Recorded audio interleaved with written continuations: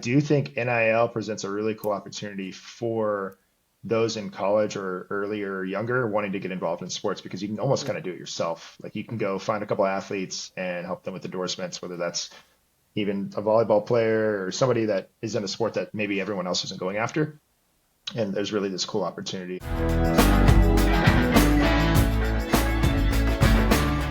All right, here we go, Mike. We are live on the Constant Sports podcast here. Thanks to all the listeners and viewers joining us today. We're sitting down with Montana Mike, as they call him, former Florida State athlete, tech executive, is now in his own universe with some companies he's been building that we're going to talk about, Athletepreneur and a few others that we'll unpack, especially I'm excited to talk about kind of the athlete business model, where it's changing, where it's going, and how Athletepreneur is at the forefront of that. So, Mike, we're excited to have you join the show today, Thanks for having me, Connor. Look forward to speaking.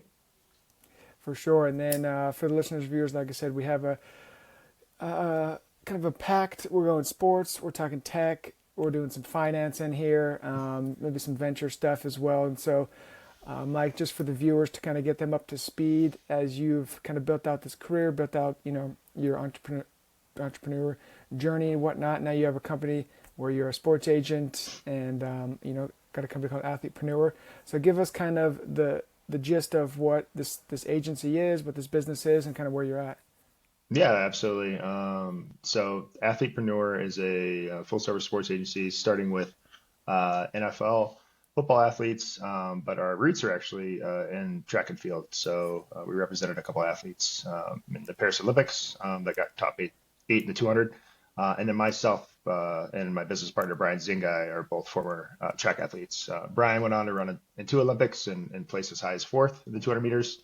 Known for running against Usain Bolt. He's a little dude from Zimbabwe in lane six, next to Usain Bolt. And then my venture slash tech career kind of started there after college. I had surgery, tore my labrum, and knew that track wasn't going to go beyond college athletics. Although we did have a good run at Florida State, was fortunate enough to run with 16 Olympians. They won three national championships. Like it was a great team to be part of. And honestly, it gave me the drive and motivation to do whatever I do next, at a high level. So Mm-hmm. yeah, but at a high level, Athletepreneur is one part an identity. Brian and I both built tech companies and identify as athlete entrepreneurs, hence the name Athletepreneur. Yep. And then two, like I said, it became a sports agency, but we also have a fund that we're launching as well to invest in startups and some other cool things that I'm excited to talk about. So I'll pause there. Yeah, that's perfect, perfect, well done. And I want to touch a little bit on kind of the athlete, as you're a former athlete, and then now kind of where college athletics is now, and I guess in the middle, right? So where do you see kind of, I guess it's kind of a broad question, but I was just curious from a former athlete's perspective, where you see kind of what the difference is between when you were an athlete and then obviously now with NIL being such a big role, like how athletes are kind of combating that. Yeah, absolutely. So when I was an athlete, if you got money, it was because you were traveling and the coach would give you an envelope full of cash and say, "Hey, here's your stipend." And or if you played, football or basketball, perhaps you were getting money under the table. Not at my school, maybe some others. But anyways, in today's world, name, image, likeness, or NIL, most people assume it's just every athlete gets money now. Every athlete has the opportunity to get money. Not every athlete gets money. So Hmm. the athletes have always gotten scholarships, which I think is important. Obviously, they're getting their education. But now it's kind of turned into a semi-pro model where I would argue that the college athletes now are essentially at football, for example, they're essentially UFL or CFL players. It's Hmm. basically Yeah. a league in a way. Some coaches have left the college sport landscape because they don't like how it is now that we're paying athletes. Hmm. But I think it's a good thing and long time coming. And I mean, there's even athletes that I represent that are out of college, not playing pro, that are going to get six-figure paychecks Yeah. from back pay basically. So Hmm. yeah, but the landscape's changed quite a bit. NIL kind of became a pay to play. People were going running deals through boosters and collectives, and it kind of still is. But it also if you look at like a Texas Tech this year or Ohio State the Yep. last 2 years, the money does buy the best team, Hmm. unfortunately. And you could argue that it's 12 teams that get that opportunity, but which is more than we used to have. But Yeah. it's definitely become a pro sport model. Happy to dive into particular areas if you have questions, Hmm. but my general feeling of it is it's a long time coming, needs to happen, but it's still a long way from evolving to what it'll ultimately, be the model that wins out.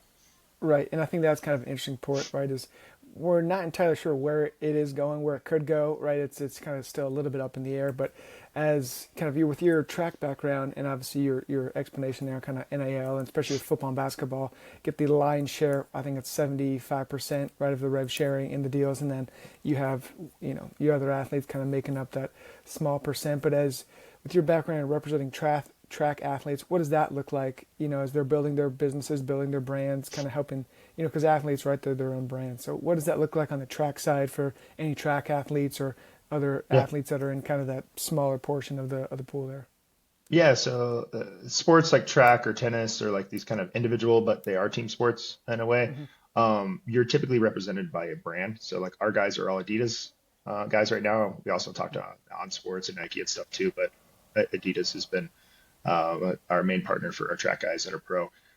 So they run for Adidas. They're sponsored by Adidas, but then they have to still to make extra money, other brand endorsements and or win track meets or make it to the 2028 Olympics is where their big Hmm. paycheck might be. So for us, a lot of these athletes they come to us. They're like, "Hey, I want help with representation, but I actually want to know how to get NIL deals, but I don't have time because I'm a college athlete, also a student, or I'm pro."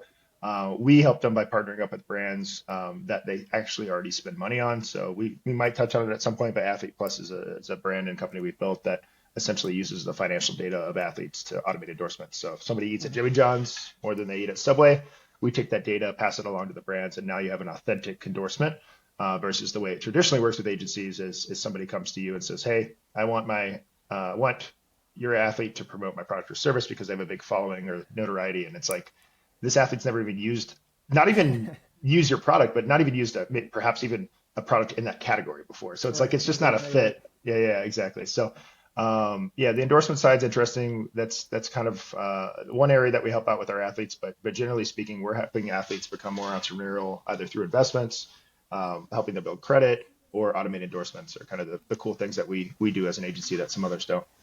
Yeah. And I know that the company kind of leverages AI a little bit as well. And I'm always curious nowadays with the landscape of AI and where it's going is how is that a big part of the company implementing it a lot into your businesses with fintech and things like that? Yeah, a little bit on the fintech side, how we automate endorsements, certainly. Or like we have this like true influence model where we like basically score what an athlete's affinity is for a particular brand of service. Hmm. We use some AI for that.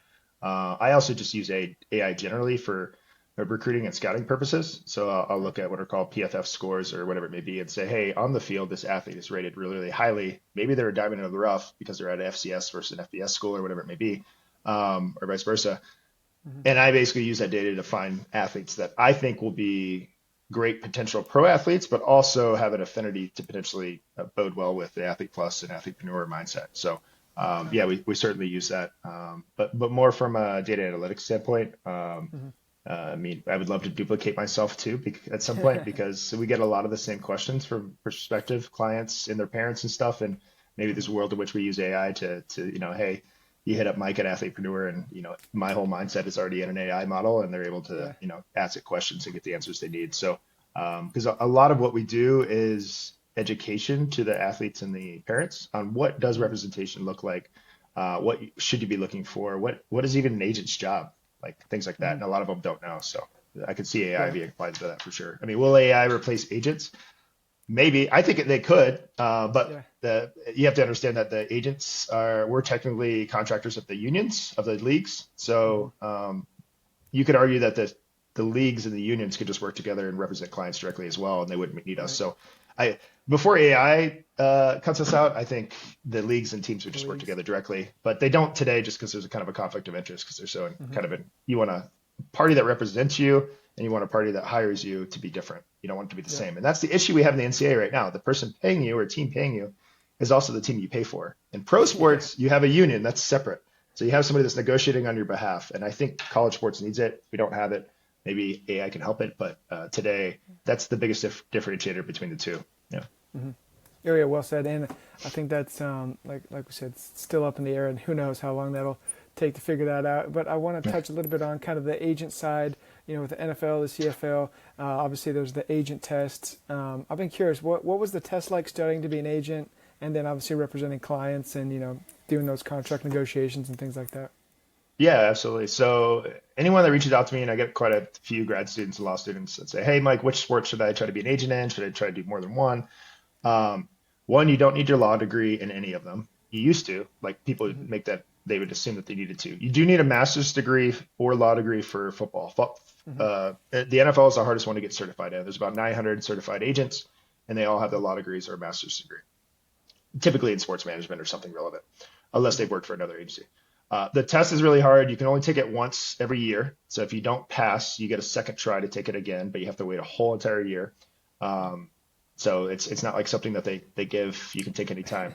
The CFL one, the Canadian Football League, you can take that one on a rolling basis at any point. So the issue there though is it's a nice way to get your feet wet in the sports industry, but there's just not the contracts. Those guys in the UFL and CFL are making between like 60 and 100K. It's Right. not big money. Where a rookie in the NFL is making at least 900K. So, Hmm. unless they're a first round draft pick, then they may be making 20, 30 million. But generally speaking, those guys make $1 million, which is 10x what a CFL UFL. The test is, I mean, I don't have a law degree, but it's somewhere you have to study just as hard as if it's a bar or something. Because you're competing against everybody else. It's not pass fail. It's a basically they look at everyone taking the test, which is typically about 100 to 200 people that take it every year, and then they, based off of where you rank in your class, they'll accept a certain percentage of them. So I think in the year that I got certified, I think they accepted 54%. So everyone could have gotten a 90 plus, like a A minus or better, but they only accepted 53% of those people. So you're really competing against your peers. So you not only have to do well, you have to do exceptionally well to pass. Um, and then after you take it twice, if you fail it twice, then you can't be an agent. And then the other nuance to it is if you don't represent a active player on a team within 3 years, you have to recertify. So there's always agents cycling in and out. Some get in it because they have their law degree and they like, oh, this would be kind of cool to maybe do this on the side, and they get a couple clients and that's fine. I would argue that's not the why you would want to get into it because you're not Right. going to make money. It's actually going to cost you money the first couple of years because you're helping athletes pay for the training. That's one thing I had to learn the hard way. Like the first time I got an athlete that needed like went to legit like combine training prior to the draft, it's Hmm. like $20,000. Like it's Yeah. not cheap. So unless the family or a booster or yourself as an agent have the means, or you work for a large agency, it becomes pretty cost prohibitive pretty quick unless you're just wealthy and you're able to sign $1 million worth of clients and bet on them. But yeah, it's a hard grind. My favorite sport's actually basketball. I went to the NBA lottery like 5 years ago, and I was like, maybe I want to be a basketball agent. But I particularly chose football because it was the hardest one to get into, and I just wanted the challenge. And then I figured anything that I learned from football can be applied to Olympic sports or baseball, hockey, whatever it may be. Right. So Right. yeah, Right. Awesome. Okay. Yeah, I like it. It's I guess good info for all the aspiring agents out there yeah, trying to be an agent. And I want to talk a little bit about kind of what you mentioned kind of on the outset is athlete. Obviously, you have Athletepreneur, and then now it's Athlete Plus, and kind of the banking built for student athletes and whatnot. So you mentioned a little bit kind of if you're eating at Jimmy John's a lot, then you can kind of mesh those two brands. But what was kind of the genesis of this? How how did it come to be? How long it's been in the works? yeah. Give us kind of the war stories. Yeah, so 2021, NIL became a thing. So name, image, likeness allowed athletes to monetize their likeness. What happened was everyone was creating marketplaces, so like Hmm. in open doors, whatever it may be, to connect brands and athletes.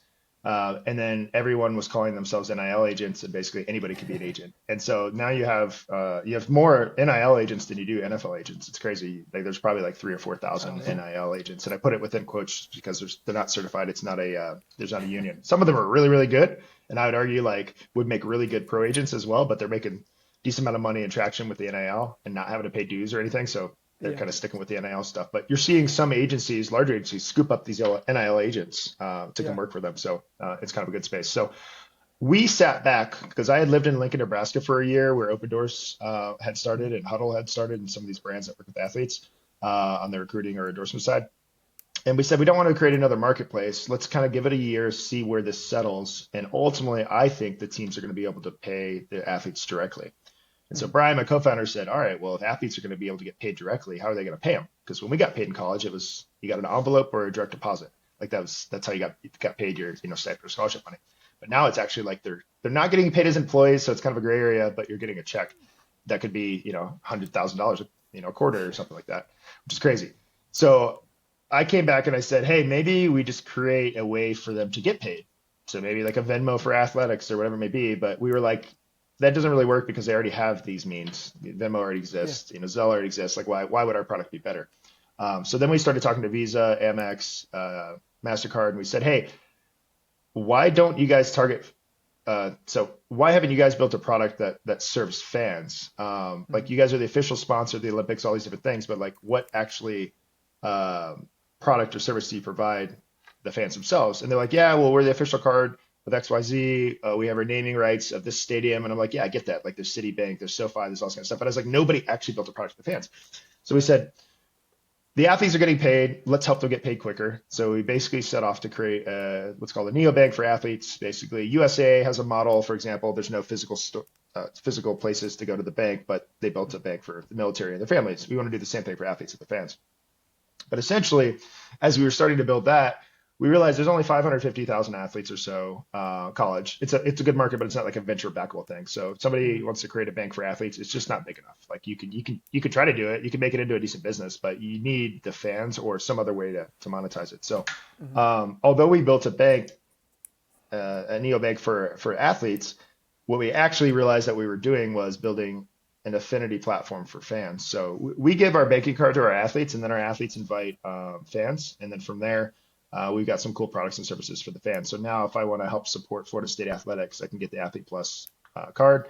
And anytime I go, spend at my favorite merchants, I get to support basically the teams in regards to fundraising. We don't do a roundup model. So some cards and platforms will say, hey, go spend $5.50 a coffee and I'll round up to $6. And now that 50 cents you can give to a cause or buy something with your cash back. We say, hey, no, we're actually going to just every time you swipe your card, Athlete Plus as an entity is going to give to your favorite athlete or team. So that's what we do. We built a fan and affinity model for giving. So really, it's all about the athletes, and then our athletes help us get to the fans. And then we want to create a companion pass for fans too. So eventually in the spring, we're going to launch with some partners where maybe you want to go to a Knicks game and you want to have a free ticket, like buy one get one, just like you do with your airline plans. We want to build that affinity for fans. So as much as we talk about the athlete and building value for the athlete, the value prop for the athlete is we help them build credit. We help use their data to help automate endorsements. And then on the fan side, it's all about fan affinity. How can you support your team? And actually have a card that, because I'm a huge sports fan, that actually supports and aligns with my ethos. So that's really what we're building and how we built it. There's some other nuances, but yeah, we think there's a pretty good opportunity to really impact the fan engagement and athlete side of things, particularly these athletes. You give an athlete $500,000, like, I mean, I hope they have put it somewhere in a good place. So we've got some other things in the works too to help them with their money. But today, that's the main thing. It's just a card that helps them build credit and automate endorsements and then engage with their fans. Got it. Very cool. We'll be looking out for the spring, as you mentioned. Might have some new ideas and custom activations going on, so we'll keep an eye out on that. And then as you've kind of been building out these companies and working in the sports tech and sports business area, what are some, I guess, some wins that you've had, some cool stories, a deal that went through, something, that was kind of made you really proud? Yeah, I mean, we just got done with an activation with the NBA and their Basketball Africa League. So, Brian, my business partner, is ironically enough originally from Zimbabwe, and we went to the pitch competition at the NBA headquarters last year and got to network with some of their people there that run their pitch competition for the NBA itself and then the Basketball Africa League. And if you don't know, the Basketball Africa League, they're launching, I believe, 12 teams. They're like $50 million each, but and for 2027, they're basically the NBA is expanding there. They already have teams, but it's more of a you play into the tournament, but they're actually going to have permanent teams moving forward. Anyways, fast forward, we got the opportunity to be the agency of choice for them to educate their athletes on life after sport and business and entrepreneurship. So we created what was like a startup accelerator for 26 of their athletes, and then had the 3 best concepts, business ideas, and founders that were athletes come to New York City, meet with the commissioner and everybody within the NBA headquarters. Got to go over to the Brooklyn Nets, talk to their team, and these athletes really got the full experience of what it's like to run a team, but also what it's like to build a company. We brought in VCs from Will Ventures and Courtside, and they got to really see what it's like to fundraise, what it's like to build, what it's like to work in a front office. We took them over to Rock Nation, another sports agency, to see what a larger agency and how it's ran and how they support their athletes. So that I'm super proud of. Like, it was really, really cool to have those athletes come over and get that experience, and our team to run that. So yeah, we had, I think, if you go on the BAL Instagram, I think we had like 500,000 engagement on some of the posts we did Wow. with that. And I mean, that was big for us, just because people were excited to see these athletes doing something besides just Yeah. play the sport. And some of these athletes were young; they're like 19, and they're thinking about building businesses now. And some of them were like toward the tail end of their career. One even owns Mhm. a team, Cape Verde. And yeah, but I'm super proud of that. And we still do some of the work with leagues and teams. We have a relationship with Stephen F. Austin where we teach an NIL and entrepreneurship class, Mhm. and bring in guest speakers for that. So that stuff is like my passion of why we started Athletepreneur, and then we apply it sometimes to these larger league engagements, which are really fun to do. And I would say I'm most Very, proud of. very cool. Yeah, no, that's awesome. It's great stories, and I love to hear those kind of stories and what it's like actually kind of working in the space and hearing those things. And we mentioned a little bit in the outset, kind of the VC side of it. And I know you're kind of an advisor and work in that space. So what's the VC? I guess private equity in sports is kind of blowing up. A lot of investments being made, a lot of acquisitions and mergers. So what are your kind of thoughts on the current state of the union of the Yeah. sports investment landscape? Yeah, so sports are hot right now. I mean, as hot, if not the same as AI, I'd feel like. It's one of the two things that people are putting a lot of capital into. It started off as teams Mm-hmm. and startup leagues is where you saw getting a lot of investment. So whether it's a startup volleyball league or golf leagues, whatever it may be, you're starting to see more of that.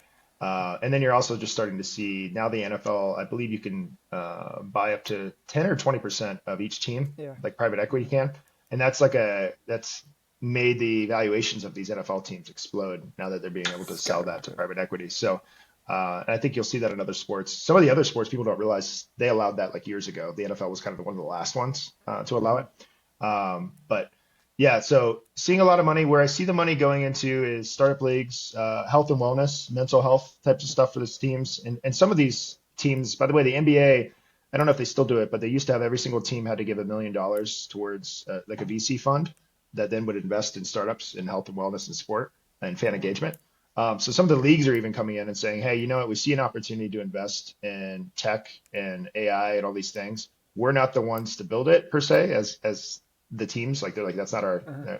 our core focus. Let's kind of outsource that and build a fund to invest in great opportunities. So yeah, so I've been seeing a lot of that. I mean, I invested in a AI robotics massage company that like the NBA teams use, Mm-hmm. and Matthew Dellavedova, the former Cleveland Cavalier player, and I Yep. think he played for the Celtics as well. He's a big investor in that. Like, that company is now like, I think, Series B. So health and wellness and sports and startups as a whole, I think, is going to continue to grow. And because AI is automating things, the argument right now, at least in my personal opinion, is we're going to have a lot more free time, and that free time is going to be spent on entertainment and sports. And so I think the Yep. VCs are looking fast forward, like in 15 years from now, when a lot of jobs are automated and we have free time, like, is everyone just going to be watching sports and gambling and hanging out? Like, what are we going to do? So that's where the money's been going is sports, gambling, health and wellness, because I think this entertainment sector is going to blow up. And by the way, people aren't doing it like they used to, where they go physically and watch it. It's all being consumed Yep. remotely, and nobody's really watching a full game either. That's like a whole another thing. People are investing in just this micro, Gen Z of just watching 30 seconds of a game or highlights, or they just care Uh-huh. about what their parlay said. But I don't know. There's entertainment and sports is an interesting space, and you're seeing it get blown up too with like the whole like Disney, Google, Yep. Yeah. streaming stuff too. So I don't know. We'll see where it goes, but it's a hot space right now, a good space to be in. But with any space, it comes and goes. So we'll see how long this lasts, but I'm here for it. Yeah, no, yeah, same. And I think, like you said, a lot of changing and moving, especially kind of as you said, you with YouTube TV and ESPN, and you got to have. I think someone came out and said you need like 12 streaming services if you wanted to watch your teams. Like if you had an NFL team to watch every one of their games, which is kind of outrageous for how many streaming services you need. Yeah, I remember when I was at Amazon and it was a big deal that they, were getting into more of the media sports rights stuff. Yeah. I think they streamed some of the overtime, which is like a basketball league stuff, but obviously they Uh-huh. have Thursday night football, and I don't know what they paid for that, but like, it's got eyeballs. I mean, I Oh yeah. mean, Yeah, media is certainly, and now they did that so that they can now on the minimum version of Prime Video, they can have ads, and then if they had the eyeballs of people watching Yeah. football, that's when they can Got to pay monetize the it. So bills. yeah, I got to pay the bill. So I was kind of annoyed. They're like, okay, Prime Video's got ads now, but I totally get it. They got to pay that all that money they paid out to to the NFL. Exactly, Yeah, to get those rights. Yeah, yeah. yeah, No question about it. Well, Mike, I like to end with kind of some actionable advice for the listeners and viewers. So we'll go kind of talk about some of your thoughts and opinions from here. So maybe some advice for those who are trying to launch, grow, whatnot, their career in sports, sports business, sports tech, what have you. yeah. For me, it's all about mentorship and reaching out to people in this sector. Before I became an NFL agent, I reached out to not only current agents at big agencies and small ones, but former agents that quit because I wanted to know why they got out Yeah. before I got in. So, and I learned a lot by those conversations, if not more than talking to the ones that were successful, the ones that were like, hey, Mike, I couldn't get a client, I couldn't pay for training, like all these different things. Like I needed to know those things going into it.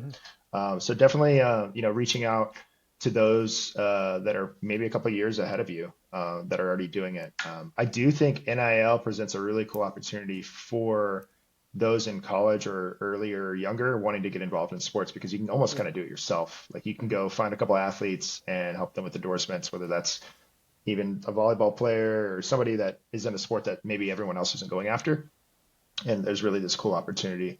And then people are building like one person companies. Like you can build with AI and stuff. Like you could build probably a full service, like I said, agency with one person, but provides all the stuff that the bigger agencies provide. Hmm. So I think you're starting to see more of that as well with automation of people being able to scale and build really cool companies within the sports space. And if you can't build them, join it. Like there's plenty of people out there and agencies out there that are looking to hire or have internships and stuff like that. But for me, it's always important to talk to people that are already doing it Hmm. and not be afraid that they're going to take your idea or like not like think you're asking dumb questions or whatever it may be. Just go out there and talk to as many people already in the space, and you'll learn so much that it'll either motivate you or deter you from getting in the space, but at least then you have a Hmm. direction to go. Yeah. Yeah, no question. And I think obviously that's some sage advice. Is just it's just as important to know not where to go that it is where you are going, right? I think Yeah. that's a big key there as well. And so And there's as marketing agents, like people don't realize like on the agency side, like you could go be a marketing agent and take 15 to 20% of every deal yeah, that you sign.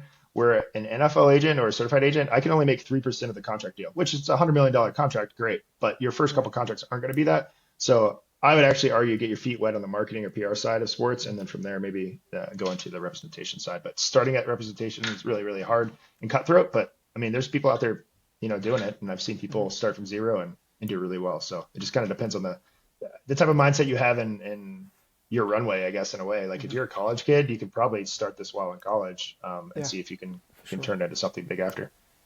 Yeah. Yeah, well said. It's a great kind of testing ground, proving ground to, like you say, get your feet wet. And I think it's all about getting those experiences and then building off those. And this I've talked to a few people kind of, and they're always successful, or whatnot, and they're always saying continue learning, never stop learning. And so, kind of in that vein of how do you continue to always learn? Is reading, podcasts, articles? What's kind of your go-to? LinkedIn, which is very Okay. surprising, Yeah. but LinkedIn, and then via LinkedIn, I'll end up on podcasts or end up on somebody's, Hmm. content that they have on their website or whatnot.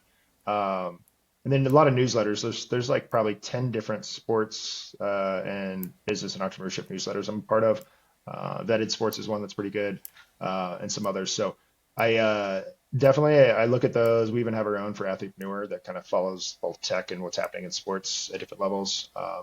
I'm a quick consumption type of person. Hmm. I'd rather like look at something for 2 minutes and get it, gather my thoughts, and then learn from it versus go Yep. listen to a full podcast. Hmm. Although Masterclass, I just signed up for the first time ever. Yeah. I mean, Mark Cuban's on there. There's a couple of agents on there as well. So like, if Hmm. you just want to learn the sports side, go to the couple masterclasses. They're kind of cool, and then their content's well done. So that's kind of how I've done it is that. But really, I enjoy learning through people. So I go to a lot of Hmm. networking stuff. I'm going to be in Vegas for F1. Like literally, I will come back and people are always like, "Well, what'd you learn? Who'd you meet?" And I will learn more from that than I would like listening to something daily. But Hmm. um, yeah, so that's kind of I live in Montana too, so I have to like travel. So Yeah. yes, you would think I'd listen to a lot of podcasts, read a lot of books because I'm here. But mostly I'm traveling and meeting people in person and trying to network that way. Yeah. Yeah, no, I got you. Yeah, great advice again there. And Mike, as we're wrapping up here, kind of want to give you the floor to have any final plugs or any current ventures, social handles. Where can people find you, athletes especially, and Yeah. things like that. My Instagram handle is NFL Agent MT Mike, so Montana Mike, NFL Agent MT Mike. Our company is Athletepreneur. It's AthletePreneur. So the word athletepreneur, basically athlete entrepreneur. And then Athlete Plus card, you can find it as well. Although, like I said, that's going to be something we're launching a little bit further this spring for fans. Um, and yeah, that you can find me on LinkedIn. I'm pretty responsive, happy to give my time to help, upcoming agents and entrepreneurs with their business ideas. Also, Brian and Emily on our team, same thing. So yeah, that's where you can find me. Happy to help. And then open invite to anybody if you ever come to Montana. Our home, Startup Chalet, you can go check that out, startupchalet.com. Like when I quit Amazon, we started allowing investors and athletes and entrepreneurs just to come out here and hack your 9 miles from Glacier National Park and literally just get to build well in Montana and then go back home. Free vacation, basically. Free spot to stay if you can get here. Perfect. Yeah. Shout out to we'll put that up there and have the links and everything. And Mike, we appreciate you coming on today and sharing your journey from being a former athlete to obviously the athletepreneur now and where you're going. And looking forward to the exciting news that will come up here in the next year or so. And for the listeners and viewers, thanks for listening and watching. Make sure to go follow Mike and all the fun things he's building over there at Athletepreneur and the other businesses he's got going and future businesses in the pipeline. So, Mike, thanks again for coming on, and we'll talk soon. All right. Thank you, Connor. Appreciate it. You got it.